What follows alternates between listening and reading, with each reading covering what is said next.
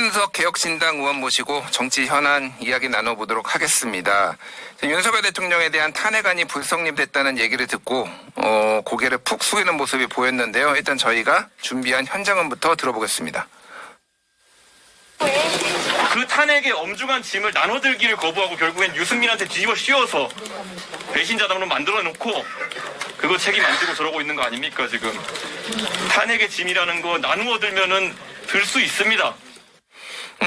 부결되고 나서 기자들 앞에서 그때 이제 예. 탄핵 트라우마, 보수 진영에서 얘기하는 탄핵 트라우마의 약간 허구성에 대해서 그때 얘기를 한 걸로 저도 실시간으로 봤는데 예. 그때 어떤 취지의 얘기를 지금 하신 거예요?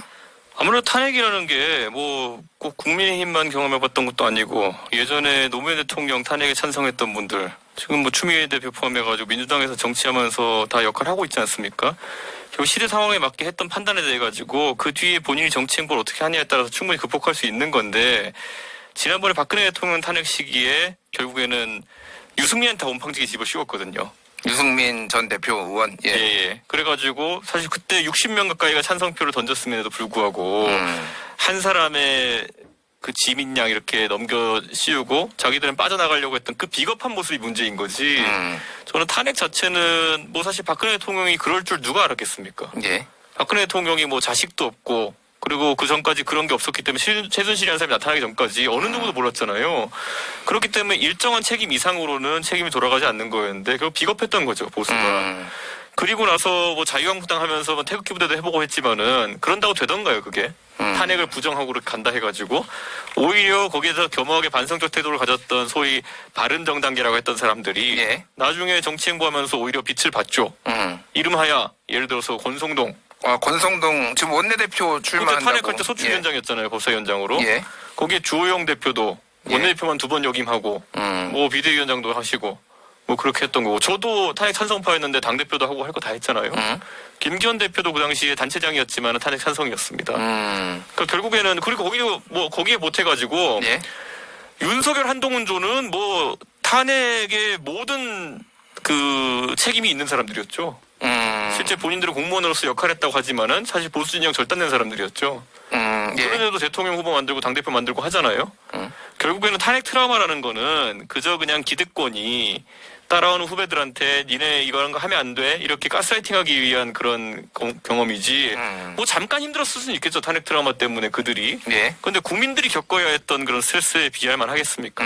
그래서 저는 이거는 굉장히 안 좋은 형태의 가스라이팅이라는 생각합니다. 국민들의 트라우마가 더 크지 지금 보수 트라우마 뭐 탄핵 트라우마를 얘기할 게 아니다. 이런 아니, 본인들 의원 잘하고 다 하고 있잖아요. 어디가 트라우마입니까? 지금. 그렇군요. 정진석 비서실장은 당시에 탄핵에 글쎄요. 기억이 나지 않는데 예. 그때 심지어 나경원 대표도 사실 탄핵 찬성이라는 얘기가 나왔었거든요. 그런데 그 다음에 그분은 자유한국당 남아가지고 또 원내대표하고 이랬잖아요. 그러니까 탄핵했다고 해가지고 오히려 자유한국당에서 태극기부터 하던 사람들이 많이 망했죠. 지금 정치적으로는. 그렇군요. 예. 그러니까 어쨌든 보수 진영이 오히려 온전하게 보존이 되려면 지금 거의 뭐 이제 정당 해체 수준까지 가는 거 아니냐 이런 얘기가 나오는데 온전히 보존이 되려면 오히려 결기 있는 모습을 보여주고 이거를 위기를 극복해 나가야 된다 이런 얘기들이 많이 나오더라고요. 그렇죠. 아닌 건 아니라고 해야 되는 것이고 사실 저도 윤석열 대통령이 이상한 사람이란 건 꾸준히 주장했지만은 예.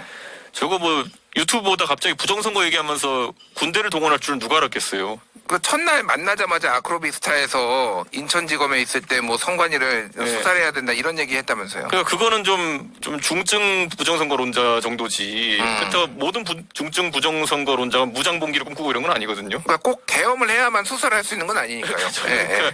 그러니까 그냥 뭐 사람마다 꽂히는 게 좀 있어요. 예를 들어 유시민 씨도 보면 달 착륙을 안 믿고 뭐 이런 게 있거든요. 뭐그 정도지. 그렇다고 달 착륙을 안 믿는다고 해서 미국을 공격하고 이러진 않잖아요. 예. 그러니까 그거는 차원이 다른 얘기거든요. 그런데 지금 선관위를 병력으로 들이친다? 이거는 상상의 범주를 넘어서는 거죠. 알겠습니다. 어쨌든 이제 오늘 국회에서 많은 일이 있었는데 지금 체포 동의안이 아니라 체포 결의안, 네. 윤석열 대통령 체포 결의안도 지금 통과가 됐고 그리고 상설특검안도 네. 통과가 됐고 그리고 김건희 여사 특검법도 지금 통과가 된 거죠. 오늘 김건희 여사 특검법은 처리는 안 됐습니다. 처리는 안 됐나요 오늘은? 예, 지난번에 표결 실패하고 다시 이제 넣어야 됩니다. 다시 이제 네. 오늘은 그리고 이제 예산안까지 지금. 예, 그렇죠. 그렇군요. 지금 지금 뭐 개혁신당의 입장은 다 지금 찬성으로. 예산은 그런데 저희가 민주당이랑 입장이 좀 다르고요. 예. 나머지 사안은 뭐 법약권 공조는 뭐 굳건합니다 지금. 알겠습니다.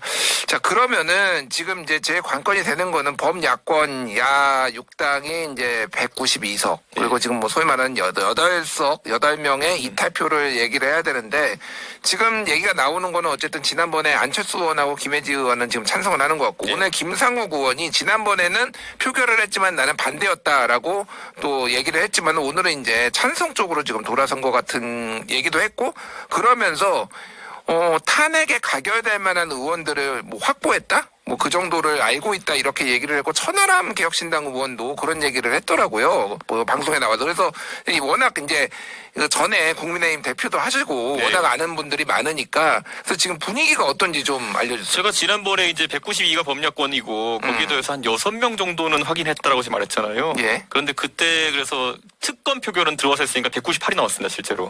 그렇네요. 그러니까 상당 부분 이제 맞게 측정이 되고 있는 건데, 이번에 어제 사이에 제가 측정한 바로는 10 아니면 11 정도까지 온 것 같습니다. 아, 그래요? 예. 8명만 다 찬성을 던지면 되는데 10에서 11. 네, 그리고 이게 그럼 원내 지도부가 지금 국민의힘이 붕괴된 상황 속에서 예. 과연 지난번처럼 표결 안 하기 전략으로 나올 수 있을까?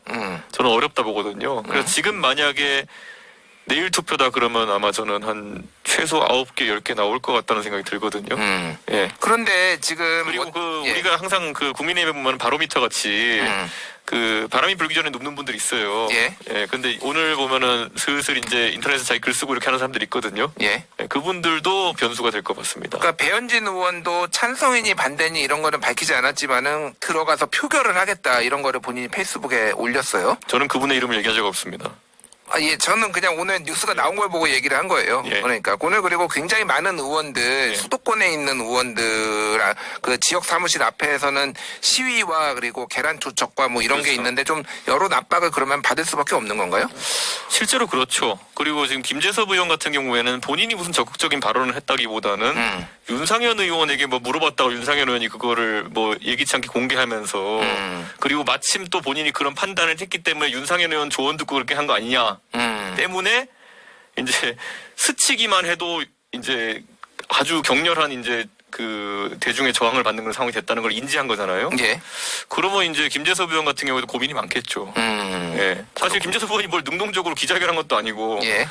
결국 지금 굉장히 좀 특이한 형태로 노출이 된 거거든요. 아무래도 그 지역구가 도봉구고 뭐 거기가 민주당 또 우세 지역이라고 하다 보니까 예. 어제 보니까 굉장히 많은, 한 수백 명 이상의, 거의 제가 보기엔 많으면은 1000명 가까이 될 것 같은데 지지자들이 많이, 그러니까 좀 와서 항의를 하더라고요. 김근태와 인재근의 도시 아닙니까? 예. 도봉갑이라는 곳이. 그러니까 김근태 의장님과 이제 인재근 의원이 거의 도합 6, 7선 하신 곳이기 때문에 아마 그런 분위기가 더 강하지 않을까. 요즘 보면 우원식 의장님도 가끔가다 그 김근태 의장님이 선물했던 넥타이 메고 오시고 그러더라고요. 옥색으로 돼 있는 거. 예. 그 정도로 이제 그 노원 도봉은 그런 게 센 곳입니다. 그렇군요. 자, 그런데 지금 뭐 국민의힘의 상황이 너무 어수선해서 개혁신당 얘기도 물어봤는데 좀 뒤에 여쭤보고 국민의힘 먼저 저희는 좀 물어볼게요. 당원 많이 들어오고 좋습니다. 아, 그런가요? 아직까지 당원 예. 가입을 안 하신 분이 있다. 예. 개혁신당 지지자 중에 그러면 홈페이지 가입하실 수 있습니다. 알겠습니다. 개혁신당 얘기 조금 뒤에 하고, 국민의힘 상황이 너무 긴박해서, 자, 지금 원내대표, 추경 원내대표가 나는 재신임 받았지만 못하겠다라고 지금 예. 하는 상황이고, 지금 오늘 얘기 들어보니까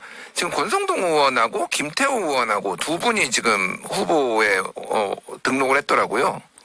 그러니까 지금 이게 이제 저게 이제 독이 든 성배라고 하는 분도 있는데요. 저 성배도 아니에요, 저거는. 예. 독이 든 그냥 깨진 유리잔 같은 거거든요. 예. 근데 이거를 지금 두 분이 경쟁하시진 않을 것 같고 추대 형식으로 할 것 같은데, 저는 글쎄요. 지금 이 상황에서 원내대표의 권위로 이걸 수습할 수 있나? 없다 봅니다. 없나요? 예, 다만 눈치 게임에서 이제 보면은 추경호 대표랑 이제 한동훈 대표가 예. 누가 먼저 사실 내려놓고 도망가느냐의 그런 눈치 게임이었는데 추경호 대표가 또 빨랐습니다. 아, 그렇군요. 그렇게 보시는군요. 예, 지금 한동훈 대표는 오도 가도 못한 상황이 됐습니다. 아니, 지금 그러니까 정치권 일각에서 나오는 게 지금 친윤들 중에서 원내대표를 차지를 하고, 그런 다음에 한동훈 대표 지도체제를 붕괴를 하고, 이게 약간 이준석 대표도 트라우마가 있을 텐데 지금 최고위원들 다 사퇴하는 방식으로 트라우마를 하고, 그래서 한동훈 쫓아내고, 그래서 뭐 지금의 이제 차기 뽑히는 원내대표가 당대표 권한대행까지 하면서 당을 완전히 똘똘 뭉치게 해가지고 지금 이 난국을 돌파해 보겠다, 뭐 이런 시나리오까지 지금 나오더라고요. 근데 한동훈 대표는 이미 거리된 거나 마찬가지예요. 아, 거래된 거예요? 네, 사실상 거리된 거나 마찬가지죠. 본인이 어떤 영향력을 미칠 수 있느냐라는 거는 본인이 의원이 아니기 때문에 결국에는 의원들을 움직일 수 있는 능력이거든요. 예. 좀 없잖아요. 아, 친한계가 있잖아요. 친한계. 친한계라는데 뭐 친한계 좌장격 역할을 한다는 인물이 대놓고 대들었다는 얘기도 있고 부인하지만은 장동혁 의원 말씀하시는 거. 뭐 그렇게 얘기가 나오더라고요. 예. 근데 실제는 어떤지 몰라도 지금 통제가 된다면은 이런 결과가 나오지 않죠. 네, 저는 굉장히 좀 의아하다. 그런 상황입니다. 알겠습니다. 그러니까 뭐 어쨌든 뭐 이걸 1호 2호라고 하기 뭐 말하기도 좀 우습긴 하지만은 네. 윤석열 대통령 체제에서 쫓겨난 당대표 1호시잖아요. 그러니까. 저는 윤석열 피해자 모임의 수괴입니다, 제가. 아, 그런가요? 예. 피해자 모임의 수계신가요? 윤석열 피해자 모임의 수괴입니다, 제가. 아, 예, 그렇군요. 그러니까 어쨌든 이 윤석열 대통령이 어떤 사람인지를 제일 잘 아는 분 중에 한 분이고 이준석 의원께서 그러니까 제가 궁금한다기보다는 한동훈 대표한테 지금 조언을 한다면은 좀 어떤 거를 좀 하실 수 있을까요? 저는 이제 사실 이 사태가 벌어지자마자 그 계엄의 밤 그때 바로 사퇴하고 나왔어야 된다 보거든요. 아, 그래요? 예. 이거 왜냐면 본인이 컨트롤할 수 있는 것도 아니고 예. 본인은 자꾸 뭘 할 수 있다 생각하지만은 그 윤석열 대통령이 계엄을 저지른 이상 이걸 수습할 방법은 전무하다. 그러면은 본인이 탄핵 정도의 강한 메시지를 낸 다음에 안 받아들여지면은 난 직을 내려놓겠다. 이게 이제는 사람들이 이해하실 거예요. 왜 그 대선 기간 동안에 윤석열이라는 사람을 제어하려고 초장부터 제가 항상 나 그만둔다. 네 알아서 해라. 이렇게 갔는지는 저 사람은 다른 게 안 먹혀요. 아, 그리고 저는 실제로 그만둘 마음도 갖고 있었어요. 교정이 안 되면은. 예. 왜냐면 하나만 하거든요. 예. 아니 대통령 후보라는 사람이 제가 박근혜 대통령 대선도 도와봤지만은 맨날 10시, 11시 어슬렁어슬렁 늦게 나타나고 보통 일반적인 후보면 6시부터 일정이 빠박해야 되는데 예. 그리고 밤에 일찍 뭐 오후 5시였을 때면 술 먹으러 들어가고 아, 그랬나요? 이게 효율이 안 나오잖아요. 그리고 대표라는 사람은 뭐 호남표도 받아보겠다, 뭐 전표 밤새도록 뛰어다니고 있고 자기 선거인데 자기는 맨날 술 먹고 남욕하고 다니고 이러면은 돌아버리죠. 이 기분이 나쁜 건 둘째치고 이길 수가 없다는 생각이 드는 거죠.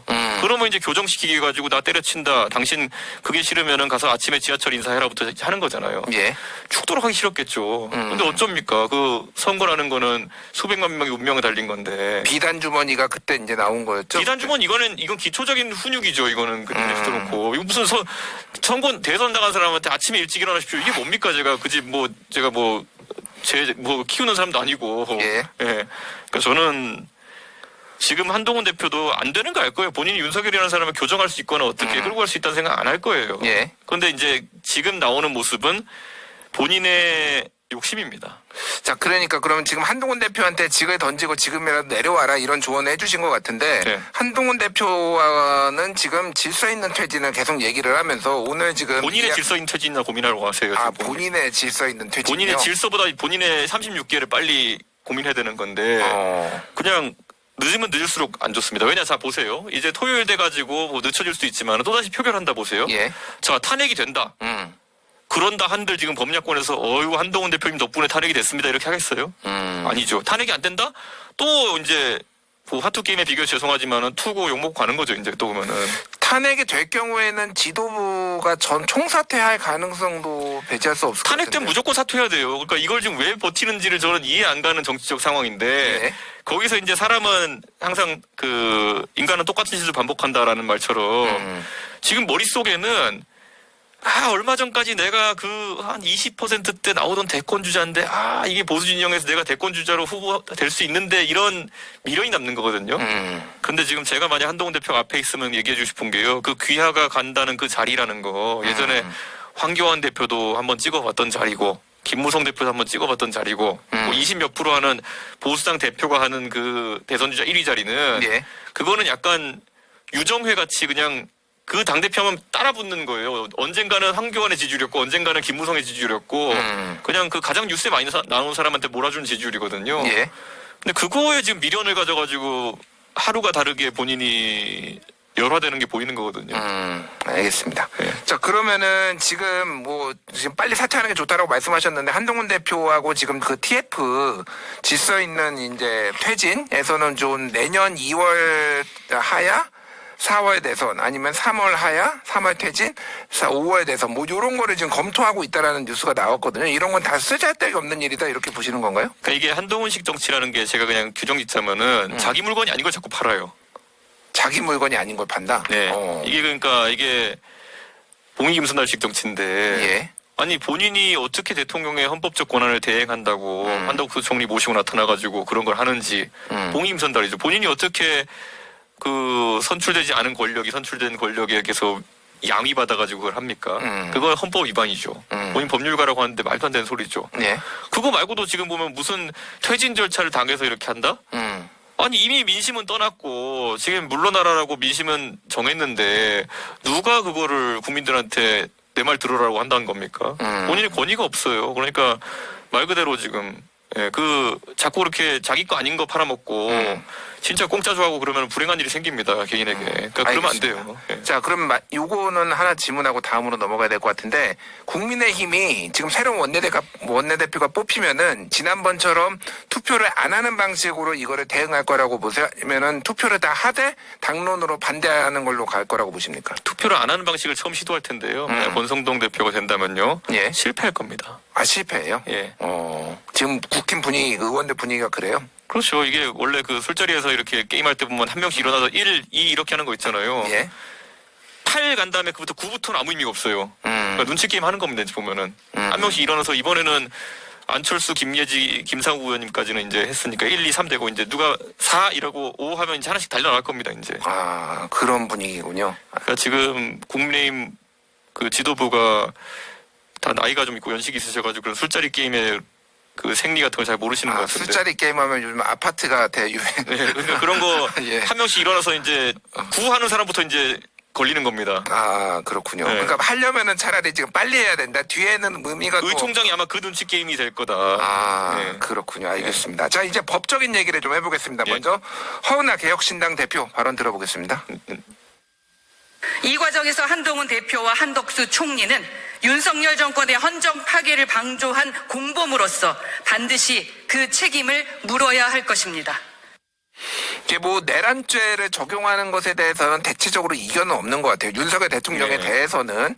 그런데 이제 어디까지 이거를 누구까지 적용할 수 있느냐. 물론 이거는 뭐 이제 법에서 이제 앞으로 사법 절차에 따라서 할 거지만은 어떻게 보십니까? 그 이를테면은 허은하 대표는 한동훈 대표와 한덕수 총리도 공범이다라는 건데 이게 정치적 뭐 레토릭인지 수사인지 아니면은 실제 그렇게 좀 당에서는 보고 있는 건지 좀 궁금해요. 근데 원래 그 디바이드 앤 컨커 예. 갈라쳐서 이제 승부를 봐야 되는 건데 사실 지금 한동훈 대표는 능동적으로 자기가 뭘 자꾸 하려고 하는 사람이니까 뭐 봉이 김선달이든 뭐는 하려고 하니까 지금 이걸 제지해야 되는 게 있지만은 한덕수 예. 총리님은 지금 저도 방금 뵙고 왔지만은 그렇게 능동적이진 않은 것 같거든요.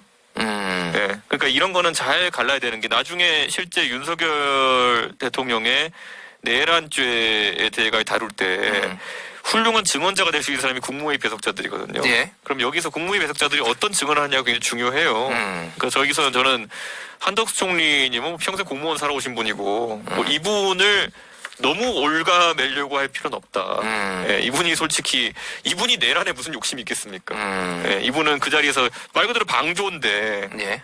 방조라는 걸 너무 세게 잡기 시작하는 순간 증언해줄 사람이 없을 겁니다. 지금 그래서 김병주 의원님이 이걸 참 잘하고 계신 것 같아요. 예. 김병주 의원님이 이제 군 관계자들이 이제 하나씩 한 명씩 인터뷰하고 인터뷰에 가시는데 김병주 의원이 진짜 노련하시더라고요 보니까. 김병주 의원님이 자 다르게 얘기하면 국민들이 용서해 줄 거야. 뭐 이런 컨셉으로 잘 유도하고 계시는데. 게다가 이제 본인이 사성장군 출신이니까 다 알던 후배들이거나 그럴 가능성이 높으니까 그렇죠. 설득이 그리고 되는 거죠. 지금까지는 김병주 의원님이 그 제시한 거에 맞게 이제 하고 계시기 때문에 그 장성들이나 이제 그 간부들도 신뢰를 하는 것 같고 어느 정도. 그래서 저는 좀 접근은 이게 아무리 대통령에 대해서 어떤 내란죄를 적용한다는 거는 아무리 현행범에 비슷하다 하더라도 이건 조심스러워야 되는 거기 때문에 주변의 증언자들을 잘 관리해야 됩니다. 예. 이제 여러 가지 법적인 논쟁이 있는데 또 하나가 국민의힘 위원정당 해산. 네. 뭐 이런 얘기들이 있어요. 지금 개혁신당에서도 그런 얘기들이 좀 나온 것 제가 같아요. 이제 이거 화두를 먼저 던진 셈인데 예. 사실 원래 위원정당 심판 같은 경우에는 정당 해산 심판 같은 경우에는 법무부 장관이 이제 정부 측에서 거는 거거든요. 근데 어차피 지금 정권 교체는 제 생각에는 기정사실하고 예.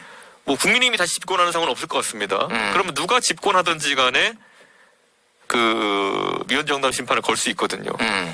그런데 그랬을 때 사실 지금까지는 윤석열의 내란죄를 우리가 얘기하지만은 예. 이거 옹호하러 들어가는 순간 위헌정당 되는 거죠. 왜냐하면 예전에 전 2013, 14년에도 보면은 통진당 해산할 때 보면요. 예. 좀 기억 안 나시는 분도 있겠지만은 그때 이석기 전 의원이 어디 뭐 강연하면서 네. 가가지고 뭐 그때 보스턴 폭탄 테러 이런 게 있어가지고 예. 압력밥솥으로 폭탄 만들어서 하는 얘기 뭐 이런 거 했는데 그게 내란을 모의했다 그래가지고 뭐 통진당이 KT를 뭐 점령하고 뭐 이런 얘기들도 하기는 했어요. 그러니까요. 그래서 예. 그게 이제 사실 듣자 보면 그냥 망상이거든요. 근데 망상인데 하여튼간 그게 이제 처벌까지 갔기 때문에 예.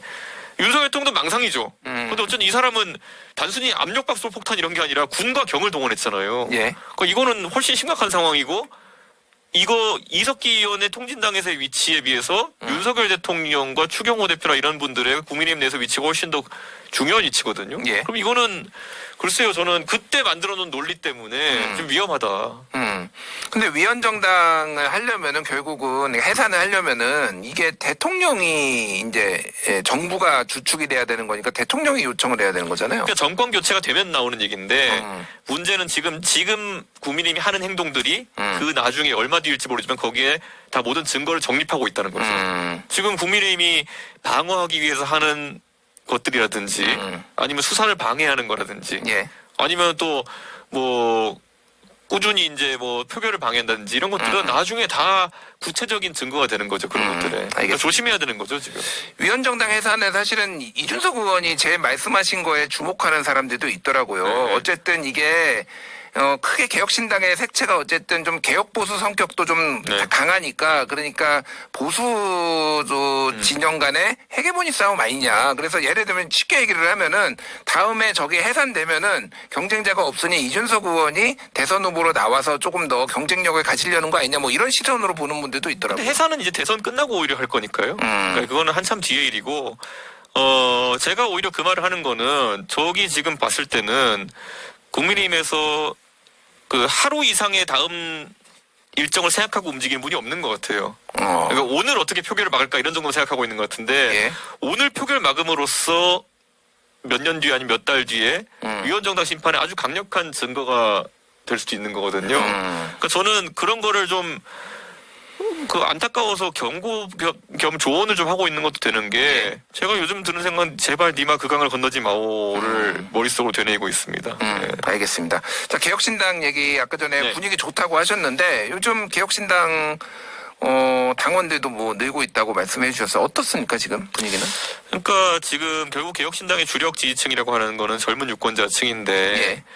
사실 젊은 유권자층은 제가 85년생인데 80년 5.18도 87년 민주화도 사실 교과서 속의 얘기였다 이렇게 보는 경향성이 있었는데 예. 윤석열 대통령이 민주주의의 교보제가 스스로 돼줬습니다. 그러니까 아주 비참한 독재자의 말로를 스스로 이제 보여줄 것 같은데 저는 그래서 어느 때보다도 젊은 세대에게 이런 민주주의에 대한 경각심이 커진 상태다. 그래서 저는 그 와중에 정치적 성향이 자유주의적 관점이나 아니면 이런 기회평등 이런 쪽에 가까이 있는 젊은 세대는 개혁신당의 눈을 돌리는 상황이 오고 있다 이렇게 봅니다. 알겠습니다. 그 외교 현안 하나만 여쭤볼게요. 그 미국에서 공부도 하고 또 네. 최근에 뭐 미국도 다녀오고 여러모로 뭐 국회의장 모시고 네. 뭐 저게 G20이었나요? 네. 거기도 다녀오셨잖아요. 지금 미국에서 지금 한국을 어떻게 보고 있는지 지금 오늘 미국에서 입장 나온 거는 바이든 대통령의 상대는 윤석열 대통령이다. 그래서 한동훈, 한덕수 이 체제를 이제 인정하지 않겠다라는 걸로 지금 해석이 되고 있거든요. 지금 미국은 지금 한국 상황을 어떻게 보고 있습니까? 실제로 그 말이 맞죠. 그러니까 미국 입장에 봤을 때는 사실 한동훈이라는 그 지금 봉이 김선달 정치인이 지금 해놓은 걸 보고 야 이거 한국의 혼란이 오히려 장기화될 수 있겠다라는 생각이 드니까 내정 간섭이죠 사실상. 그에 해당할 수 있는 발언을 한 거죠. 그래가지고 저는 미국의 절박함도 어느 정도 있다.